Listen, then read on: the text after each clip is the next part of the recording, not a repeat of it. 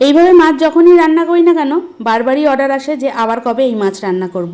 Order বলতে বাড়ির লোকই অর্ডার করে, অন্য কেউ অর্ডার করে না, এতটাই সুস্বাদু হয়। তার জন্য প্রথমেই সাদা তেলে দিয়ে দিলাম সামান্য পরিমাণ লবণ, যাতে মাছ দেওয়ার সাথে সাথে গায়ে ছিটে না আসে। আমি সাদা তেলে রান্না করছি, আপনারা চাইলে সর্ষের তেলেও রান্না করতে পারেন। আগে থেকেই মাছে লবণ হলুদ মাখিয়ে রেখেছিলাম। মাছগুলো দিয়ে বেশ কড়া করেই ভেজে নিচ্ছি। এতদিন আপনারা যদি আমার রান্না দেখে থাকেন তাহলে সকলেই জানবেন যে আমি মাছটা একটু কড়া করেই ভাজতে পছন্দ করি। সব মাছগুলো কড়া করে ভাজা হয়ে গেছে, এবার তেল থেকে তুলে নিলাম। তেলের মধ্যে দিয়ে দিলাম চপ করা পেঁয়াজ। এখানে মিডিয়াম সাইজের 2টো পেঁয়াজ নিয়েছি, আজকে 8 পিস রান্না করছি মাছ, সেই অনুযায়ী সব মশলা দেবো।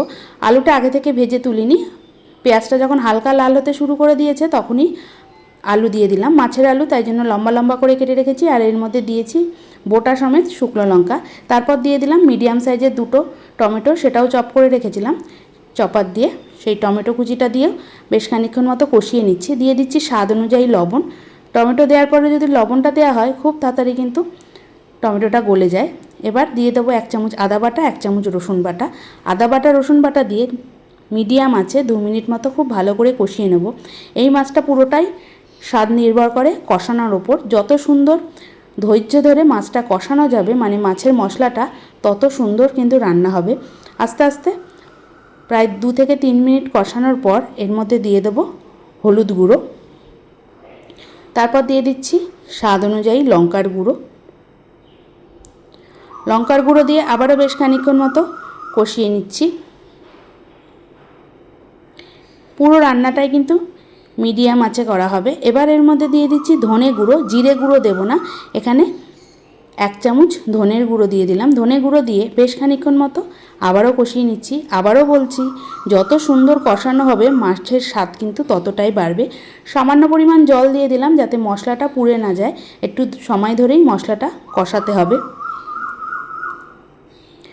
মশলাটা কষানো হয়ে গেছে, মশলা থেকে তেল বার হতে শুরু করে দিয়েছে। এবার এর মধ্যে দিয়ে দিলাম পরিমাণ অনুযায়ী জল। যে যেমন ঝোল খেতে পছন্দ করেন সেই অনুযায়ী জলটা কম বেশি করে নেবেন, তবে এই রান্নায় বেশি ঝোল আমি রাখি না।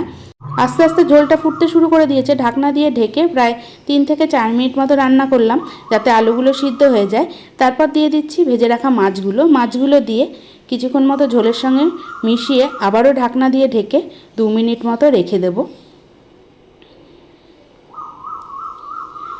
2 মিনিট পর ঢাকনাটা তুলে নিলাম। ওপরে তেল ভাসতে শুরু করে দিয়েছে। নামানোর আগে দিয়ে দেবো বেশ কিছুটা কাসৌরি মেথি। যদি কাসৌরি মেথি না থাকে সেক্ষেত্রে সামান্য পরিমাণ গরম মশলা গুঁড়ো দিলেও কিন্তু খেতে বেশ ভালো লাগে। আর যদি কাসৌরি মেথি থাকে তাহলে অবশ্যই কাসৌরি মেথি অল্প করে দেবেন, বেশি দেবেন না, তাহলে মেথি পাতার গন্ধটা আসবে। এবার আমি গ্যাস বন্ধ করে দিলাম, নামিয়ে ফেলছি। যেই পাত্রে আমি মাছ ভেজে রেখেছিলাম সেই পাত্রেই আমি মাছের ঝোলটা রেখে দিলাম।